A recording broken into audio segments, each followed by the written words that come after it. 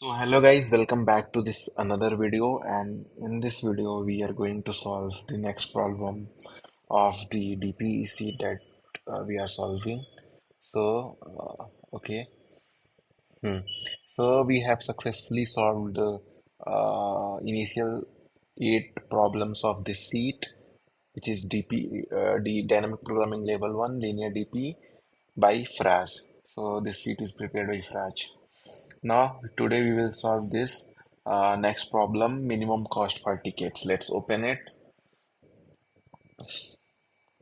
So the problem statement is, so you have planned some train traveling 1 year in advance, okay? So the days of the year in which you will travel are given as an integer array days. Each day is an integer from 1 to 365.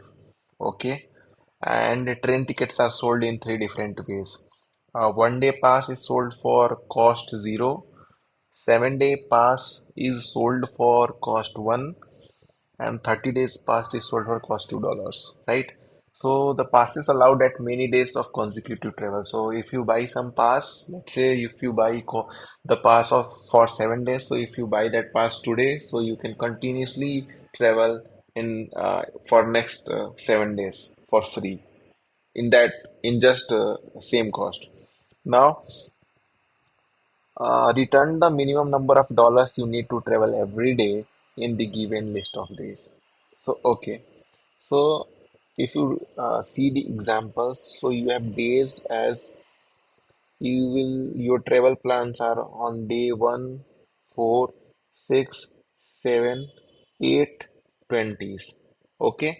And the cost of the tickets are passes are 2, 7, and 15. 2 is for 1 day, 7 is for 7 day, and 15 is for 30 days. Okay, so let me share my whiteboard to explain this problem. Okay, okay. So first let me check whether this recording is start or not. Oh, yeah, it's start. So let me share it again. So we have these many days. So the person wants to travel on day 1, day 4, day 6, 7, 8, and or day 20. And the the day of I is days of I will be from 1 to 365. That is given in the problem. Now, so basically that guy planned his or her trip for 365 for 1 year. Now this is cost for 1 days, cost for 7 day, and this is cost for 30 day. Okay, so how will we solve this problem? So for solving this problem, so for every day, so if you just think this number line is represented in days 1, 2, 3, 4, 5, 6, 7, 8, and so on. So for every day, you have three options. Here you can buy 1 day pass, 2 day pass, 3 day pass. No, 30 day pass and sorry, not 2 days, 7 day pass. So there is cost associated with these passes. Like for 1 day, it's a 2, 7, and 15. Okay. So if you buy that pass on this day, so you can travel only this day. If you buy that pass for 7 day, so you can travel till 7 days. If you buy that pass for 15 days, so you can travel for 15 days. I mean 30 days. So similarly, you have to find the minimum cost for all these days that are in days array. So if you see for every day there is certain possibilities which you have to find out. So you cannot solve it using greedly because this problem has so many states. So for every day you have some possibility. It is possible that you buy a 1 day pass for now, and maybe you can buy 7 day pass for after 2 days, because it's all depends on this the plan of the person. but because it is not mentioned that he wants to travel regularly, right? In that case, definitely greedy will work, but but for this problem statement, the greedy will not work because you don't know when you will buy which tickets, right? Which is optimal for you, right? Now, in that case, the better option always is to use dynamic programming. So, how will we define our state? So, already we are seeing that since last couple of videos, I explained every video in detail. So, directly here I am jumping to the solution, which uses dynamic programming approach. Dynamic programming approach. Okay. So, this is so we will follow our technique, which we are following since couple of the videos. So our technique, what is our technique? So our technique is consist of three steps. The first one is define your DP state. So DP states means DP of I. So how will we define our DP of I? So whenever this type of thinking is required, try to think in terms of the problem. So problem says that you have to find out the minimum cost. So definitely, what will you try to find out? What will you try to store in your state? Minimum cost. Minimum cost to travel on travel till day of I means I day पे तुमको travel करने के लिए what is the minimum cost so बस इतना सा जो definition ये कंप्लीट डेफिनेशन नहीं है because just by writing this how will incorporate the significance of tickets passes because passes are related with this answer this state so this is saying that minimum cost to travel till day I तक तुमको I day तक travel करने का cost क्या होगा if you have bought some passes in back in previous days and that pass is expiring today. So this is what the complete state of your DP will be.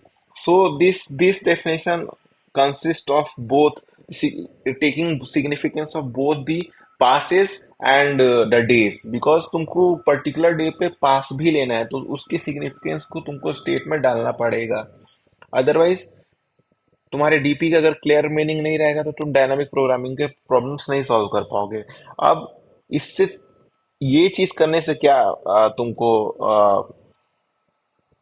Observation मिलता है so just try to think here just try to see this diagram so तुम्हारे पास ये days हैं 1 2 3 4 5 6 7 अब देखो तुम day 5 को ट्रेवल कर रही हो ट्रेवलिंग ऑन डे 5 तो अब यहाँ पे ये हो सकता है कि तुमने प्रीवियसली तुमने 1 डे का पास लिया हुआ होगा या 2 डे का पास लिया हुआ 7 डे का पास लिया होगा या किसका पास लिया होगा 15 डेज 30 डेज का पास लिया होगा तो अगर तुम 1 डे का पास लिए होगे तो तुम्हारा जो भी क्योंकि तुमने अपने स्टेट को डिफाइन करके रखा हुआ है तो you are properly calculating your DP state so तुम्हारा जो डीपी होगा वो हमेशा एक करेक्ट आंसर स्टोर करेगा टिल दैट डे सो अगर तुमने डे 5 को अगर 1 डे का पास लिया है तो what ever the answer for till day 4 तुम इसको यूज कर सकते हो और तुम उसमें ये जो कॉस्ट है जो नया कॉस्ट है उसको ऐड कर सकते हो अगर तुमने 7 डेज का पास लिया हुआ है तो इसका मतलब क्या हुआ कि तुम 5 से लेके लास्ट 7 डेज तक, मतलब अगर तुम्हारा ये एंडिंग डेट है तो इससे 7 दिन पहले तुमने उसको बाई किया होगा। तो लेट से थोड़ा और पहले बेटर समझते हैं, तो लेट से तुम 15 डे पे ट्राई कर, 15, दिस इज जस्ट, इसको इमेजिनरी डे लाइन समझना है, दिस इज 15 डे। तुमने 15 डे को पास लिया, तुमने 7 डे का पास, तुम 7 डेज का पास लेके ट्रेवल कर रहे हो, 15th डे को वो पास एक्सपायर हो रहा है, तुमने उसको 8th डे पे खरीदा होगा, यहाँ पे तुमने बाई किया होगा, तो यहाँ से यहाँ तक का जो तुमने कॉस्ट रखा है, तो वो तुम्हारा वो पास का कॉस्ट होगा, पास फॉर 7 डेज। नाउ या उसके पहले, सो इधर का जो आंसर ऑलरेडी होगा वो तो कंप्यूटेड रहेगा ना हमारे डीपी में, क्योंकि हम डीपी को बॉटम अप वे में स्टार्ट करते हैं। सो हम बॉटम अप वे का मतलब ये होता है कि हम मिनिमम, हमारे पास स्मॉलर सॉल्यूशंस रहेंगे, हम स्मॉलर सॉल्यूशंस का यूज करके बिगर सॉल्यूशन बनाने की कोशिश करेंगे, तो हमारे पास ऑलरेडी प्री कंप्यूटेड आंसर्स रहेंगे।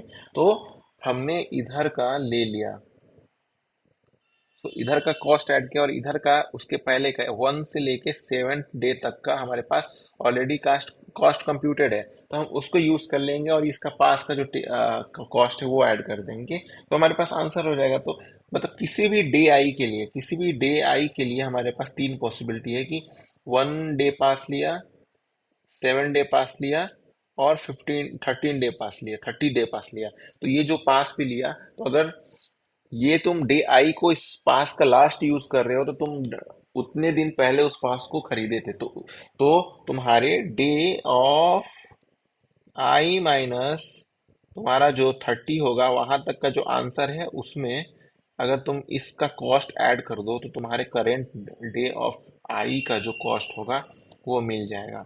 तो तुम, ये जनरलाइज फॉर्मूला है। तो तुम अगर ये 30 डे का पास से ट्रेवल कर रहे हो, फिर तुम 7 डे का करोगे, फिर 1 डे का करोगे, ये तीनों के लिए तुम अपने डीपी ऑफ आई में, ये ये एक्चुअली डीपी है, डीपी है, ठीक है, ये डे है और ये आई डे है, ठीक है। तो डीपी ऑफ आई में तुम मिनिमम आंसर हमेशा स्टोर करके चलोगे, तो ये तुम्हारा ओवरऑल आइडिया है इस प्रॉब्लम का।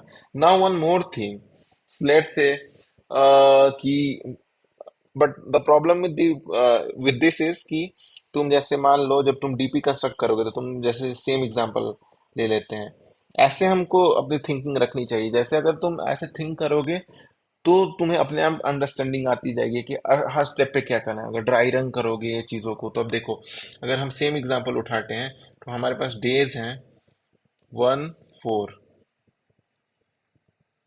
1 4,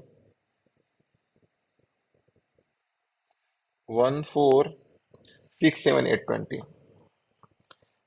6 7 8 20, 1 4, ठीक है, ये हमारे पास डेट है। बट देखो, हम जब अपना डीपी कंस्ट्रक्ट करते हैं, तो डीपी ऑफ वन क्या बोलेगा कि डे वन तक कॉस्ट क्या था, अगर तुम्हारे पास तीनों ऑप्शन है, 1 डे पास का, 7 डे पास का, और 30 डे पास का, तो तुम क्या करोगे?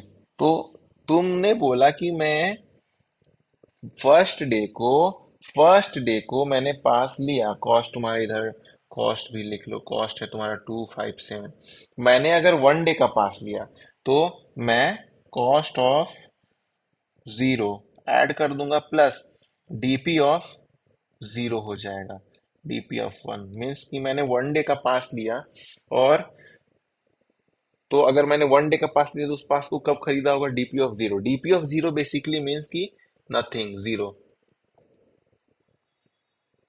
DP of zero means zero. DP of zero means zero क्यों होगा? उसका भी रीजन है। DP of zero means zero क्यों होगा? क्योंकि हम ट्रेवल ही नहीं कर रहे, तो हमें कोई कॉस्ट ही नहीं देना है, ठीक है।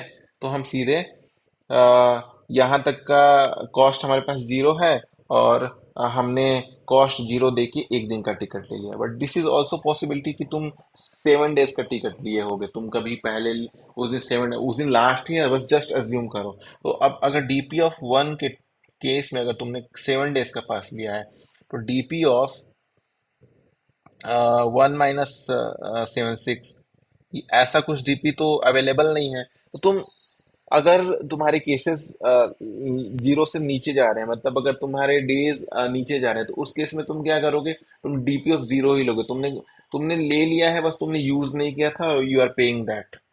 सो इसलिए इस केस में तुम जीरो ही ऐड करोगे। तुम कॉस्ट ऑफ आई तब ऐड करोगे जब तुम्हारा उसके लिए प्रीवियस आंसर्स अवेलेबल रहेंगे। ठीक है। तो इसी तरीके से फिर डीपी ऑफ वन के लिए एक और पॉसिबिलिटी हो जाएगी कि कॉस्ट ऑफ टू, क्योंकि हो सकता है कि ये कॉस्ट वन हो, ये कॉस्ट फाइव हो, it could be anything, so you have to consider all possibility.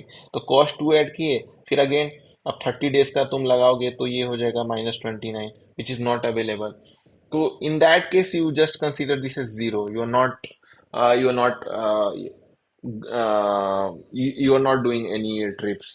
तुमने पहले से लेके रखा था, तुमने ट्रिप नहीं करा। निगेटिव में समझ लो कि तुमने लेके रखा हुआ था और ट्रिप नहीं करा, तुम बस उसको, उस पास को लेके रखे थे, लास्ट दिन पे यूज कर रहे हो, बस दैट इज थिंग। तो ये एक पॉइंट नोट करने वाली बात है। एक और पॉइंट नोट करने वाली बात है, जो प्रॉब्लम दिया गया है इसमें ये कंजिक्यूटिव वो नहीं ट्रेवल कर रहा है। तो देखो अब इसमें एक प्रॉब्लम क्या है। जब हम डीपी कंस्ट्रक्ट करते हैं, तो अब डीपी ऑफ जब टू पे हम पहुंचेंगे, तो ये क्या करेगा? डीपी ऑफ टू भी बोलेगा कि हमने कॉस्ट जीरो लिया, कॉस्ट वन लिया, कॉस्ट टू लिया, और फिर जो भी हमारा प्रीवियस स्टेट है वो रखा। फिर इसी तरीके से डीपी ऑफ थ्री भी आएगा, डीपी ऑफ फोर भी आएगा। ठीक है। सिमिलरली कॉस्ट तीनों पॉसिबिलिटी आएगी।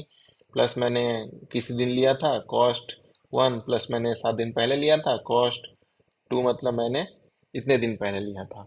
तो इस केस में the problem with that is कि देखो, वो इंसान क्या है कि वन को तो ट्रेवल किया, बट वो टू एंड थ्री को ट्रेवल नहीं किया। बट हम अपना ये कॉस्ट डीपी में कंसीडर कर रहे हैं, तो हमें कंसीडर करने की जरूरत नहीं है उस कॉस्ट को। हम जस्ट इस ऐसे केसेस में जब वो बंदा उस दिन नहीं ट्रेवल कर रहा है, तो what ever the previous answer, जब लास्ट ट्रेवल किया था, क्योंकि हमको आंसर मिनिमाइज करना है अभी, हम उस दिन ट्रेवल ही नहीं कर रहे हैं। जब ट्रेवल ही नहीं कर रहे हैं तो उसका सिग्निफिकेंस नहीं रहने वाला है। तो उसका सिग्निफिकेंस नहीं रहेगा, तो उसको बैलेंस आउट करने के लिए, तो अगर वो ट्रेवल उस दिन नहीं किया है, तो जो डीपी ऑफ आई हो जाएगा ना, वो डीपी ऑफ आई -1, मतलब जो कॉस्ट उसके एक दिन पहले की थी, वही कॉस्ट उसकी करंट की कॉस्ट हो जाएगी, क्योंकि उस दिन उसने कुछ किया ही नहीं। तो वो बस हम आंसर स्टोर कर रहे हैं, और आंसर इस क्वेश्चंस के पर्सपेक्टिव में हम स्टोर करते हैं हमेशा। क्वेश्चन को भी देखना होता है हमें। अब हम डीपी ऑफ टू कर देंगे, लेकिन वो उस दिन ट्रेवल ही नहीं कर रहा है, तो उस दिन ट्रेवल नहीं कर रहा है, तो उसकी कोई वैल्यू ऐड नहीं हो रही है। देर इज नो, कोई फायदा नहीं है उसका, कि वो एक और टिकट, क्योंकि मान लो तुम्हारे पास महंगी महंगी टिकट्स हैं, और वन डे के टिकट वन है, तो जब डीपी ऑफ वन कैलकुलेट करोगे तो वन डे के लिए वन ही करोगे। जब डीपी ऑफ टू करोगे तो तुम्हारे आंसर में टू आ जाएगा। और वो बंदा अगर सिर्फ एक को कर रहा है, तो क्या करोगे? समझे? सो इस केस में मतलब चीजें नहीं होती, मतलब जिस दिन वो ट्रेवल ही नहीं कर रहा है, तो उसको तुमको स्टोर करने का नीड नहीं है। उस केस में जो जो भी पहले का कंप्यूटेड आंसर है वो डाल दो। तुम्हें कब आंसर अपने चेंज करने हैं?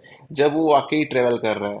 ठीक है। तो वो सब वो चेक करने के लिए क्या करोगे? तुम बस पहले से किसी मैप में या किसी सेट में वो डेज डाल वो डेज रख दो जिस जिस दिन वो ट्रेवल कर रहा है।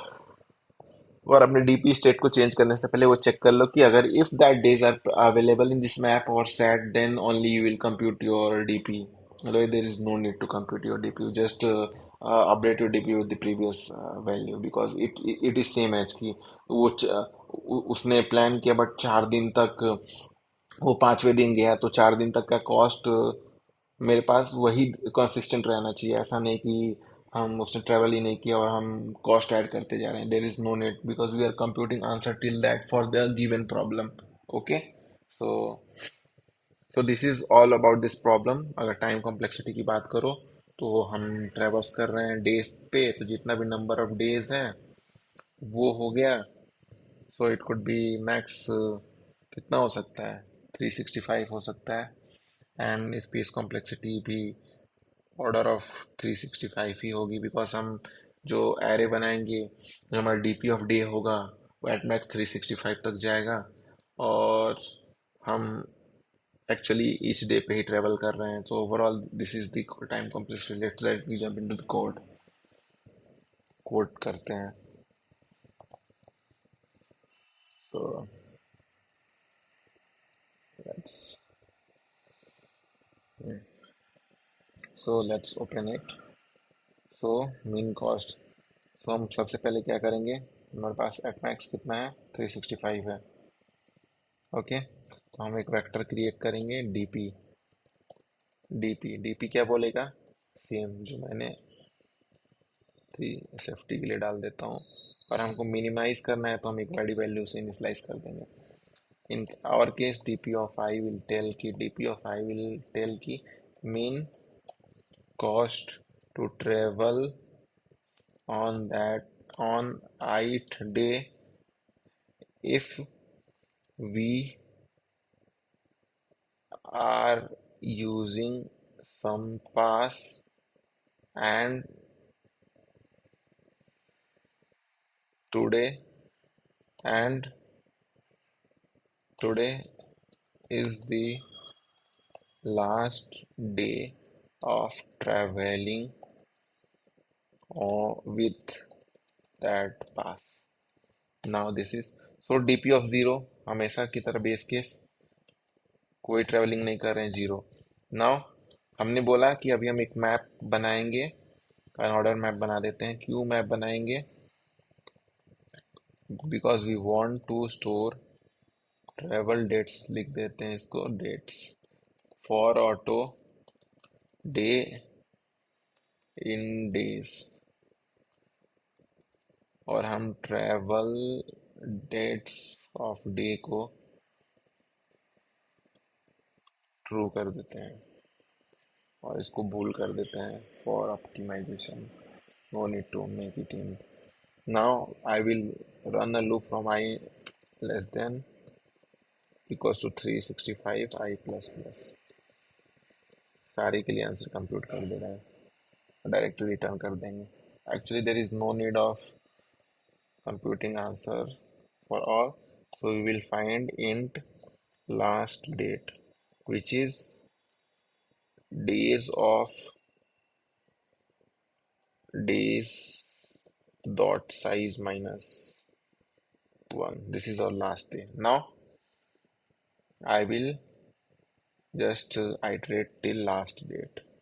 Now I will update if travel DATS dates I, अगर ये ट्रू नहीं है, मतलब वो उस दिन ट्रेवल नहीं किया। अगर वो उस दिन ट्रेवल नहीं किया तो जो पिछले दिन का आंसर था वही हमारा करंट आंसर हो जाएगा, बिकॉज ट्रेवल ही नहीं कर रहा है। बट अगर वो ट्रेवल कर रहा है तो जो डीपी ऑफ आई होगा वो अब हो जाएगा मिनिमम ऑफ डीपी ऑफ आई, या मैंने कॉस्ट ऑफ जीरो ऐड किया, मैंने एक दिन का पास लिया। और अगर एक दिन का मैं पास लूंगा तो उसमें दो चीज़ें होंगी, तो i minus one greater than equal to zero होगा, तो उस केस में हम DP of i minus one का आंसर लेंगे। अदरवाइज हम ज़ीरो ले लेंगे। सिमिलरली इसी को कॉपी करता हूँ। ये हुआ अगर हमने एक दिन का पास लिया। फिर ऐसा ही हमारे पास क्या हो सकता है, I can take two day, sorry, copy, so I can take 2 days pass, I can take, I mean 7 day pass and 30 day pass. So if for 7 day 7, this will be 1 and this will be 7. For this will be 2, this will be 30 and this will also be 30. Now we are saving the minimum out of all, and we will just return dp of last date. So let's try to run it. What is wrong with this unordered map? So let's try to run it again. So it's got accepted. Let's try to submit it. Yeah, it's got accepted. So thank you so much for watching this video. If you have any query related to this video, ping it into the comment box and I will try to answer it. And please like this video and subscribe to channel and share with your friends for more learning. And bye bye. See you in the next video with the next problem, which is uh, delete and earn. Let's mark today's problem as done. Thank you. Tata. Bye bye.